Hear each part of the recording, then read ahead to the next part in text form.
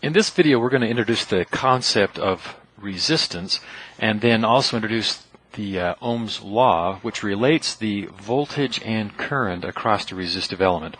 My name is Lee Brinton, and I am an electrical engineering instructor at Salt Lake Community College. We're going to start by talking about the physical property of resistance and see how it's analogous to friction. We'll then introduce Ohm's law, which is the relationship between voltage and current across the resistor. We'll then introduce the color coding markings that are on resistors and learn how to interpret the values of the resistance from the color coding. We'll talk about the differences between parallel and series connections with resistors. And then finally we'll introduce or at least go over the prefixes that are used in engineering math that correspond to scientific notation. For the level of understanding that we need for resistance, we can use a classical model of the atom, which consists of nuclei, which consist of positively charged protons and negatively charged, or neutrally charged, or neutrons, where neutrons have no charge to them. And then surrounding those nuclei are tiny, tiny charged particles that we call electrons. Those electrons are typically associated with an individual atom, but in the crystalline structure, those atoms are frequently shared between atoms in what's known as a covalent bond. So we're going to be talking about these little electrons that are very, very small, and the movement of those electrons through the material when a external voltage is applied. That external voltage we think of as an electrical force, and a force that will act on the charged particles. And again, the electrons are on the order of about 1/5000th as big as the nuclei, and we can think of this material consisting of nuclei with a bunch of negatively charged electrons, basically to one degree or another free to move about throughout the crystalline structure. When we apply a positive voltage on one side of the material and a negative voltage on the other side of the material, that positive voltage acts on charged particles, and we talk about it as though there were a positively charged current flowing from the positive terminal to the negative terminal. The external force we call a voltage, and the flow of charged particles we call current. Now, just for completeness at this point, we know that it's the negatively charged particle that flows freely. They're the small particles. And the electrons actually flow from a lower voltage to a higher voltage. But from a historical perspective, back many hundreds of years ago, back when Benjamin Franklin was doing his work, the assumption and the convention that was chosen was to talk about current as though there are positive charges flowing from the positive terminal to the negative terminal. So when we talk about current, we'll be talking about it as though they were positively charged particles, when in fact we all understand that it's actually negatively charged particles that are flowing in the opposite direction. As I've already mentioned, this external, or this force that causes the charge to flow, we're going to refer to as voltage, and it has the units of volts. So if we had a battery, if it was a 9-volt battery, it would be a battery that had 9 volts of potential. Now with the flow of charged particles, or current, we're talking about the electrons per second flowing. It is a flow, or a rate, at which these charged particles are flowing. Now an electron is an awfully small charge. And so generally speaking, instead of talking in terms of electrons per second, we'll talk in terms of coulombs per second.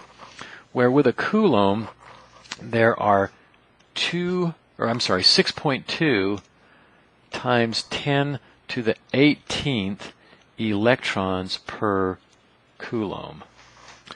So 1 coulomb per second of charge corresponds to 6.2 times 10 to the 18th charged particles, or electrons, flowing. And if you have a coulomb per second flowing, it's that many electrons per second, and we call coulombs per second. Another term for that is amperes or amps. So current is measured in terms of amps. 1 amp corresponds to 1 coulomb per second. 1 coulomb per second is 6.2 times 10 to the 18th electrons per second. A model to help us get some sort of feel, a physical feel for these tiny, tiny particles that are flowing, is to imagine just a bunch of cows out in a field.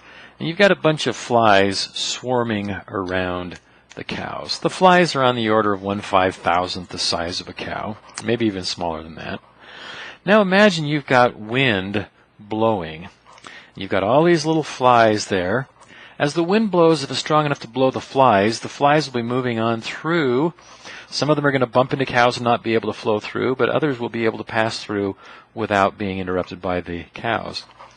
Well, that's analogous to what's going on inside our charged particle, or inside our material that we're applying a voltage to.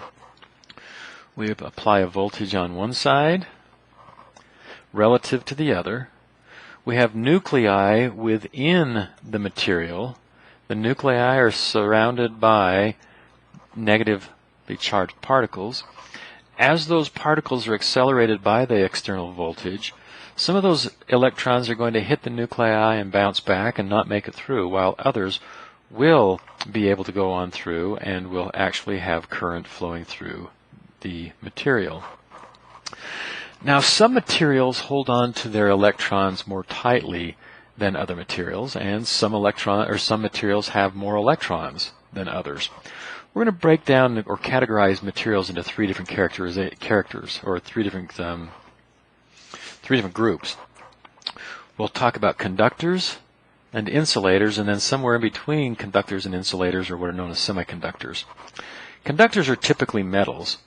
They have a surplus of what we're going to refer to as free or valence electrons.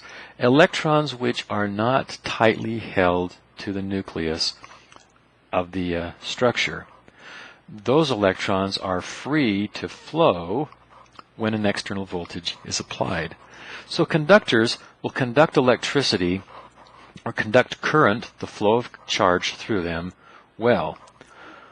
On the other hand, insulators are materials that have their valence electrons tightly bound.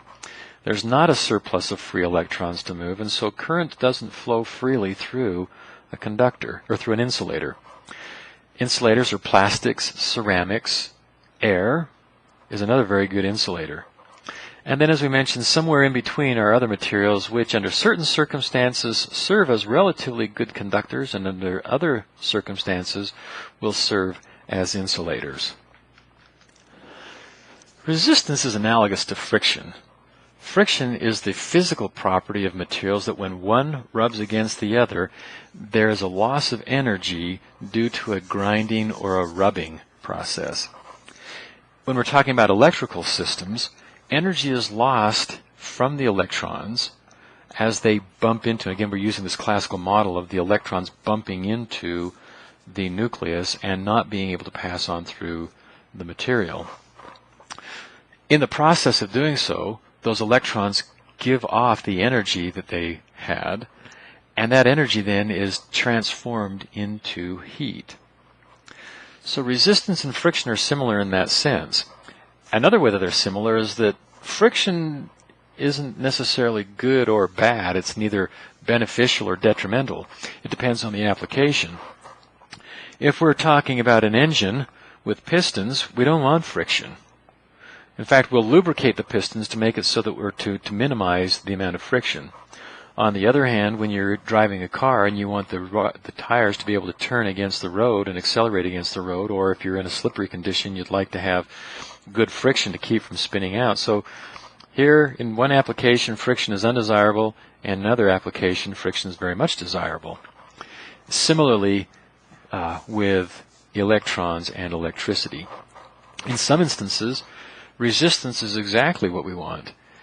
If we've got an electric heating coil, we want to give off heat, we accelerate electrons through the resistive coil, and because it's a poor conductor, those electrons then the energy in the electrons is transformed into heat energy and some light energy and given off its heat, which is what we want. Similarly, in an incandescent light globe, the filament burns, or the filament gets so hot because of its resistive nature that it glows white hot and gives off light. It also gives off an awful lot of heat. On the other hand, resistance in a semiconductor device, such as the CPU of your computer, is not a desirable thing. It represents energy that is lost in heat, and because of the high concentration of the transistors in the integrated circuit, there's a lot of heat given off for a given amount of area, and so we actually place on the integrated circuit chip a metal device known as a heat sink, and sometimes actually add a fan to blow air across the heat sink to remove the heat from the computer. And you've all have felt that when you put your hand by the back of your computer and you can feel the warm air coming out. Sometimes it's actually quite hot.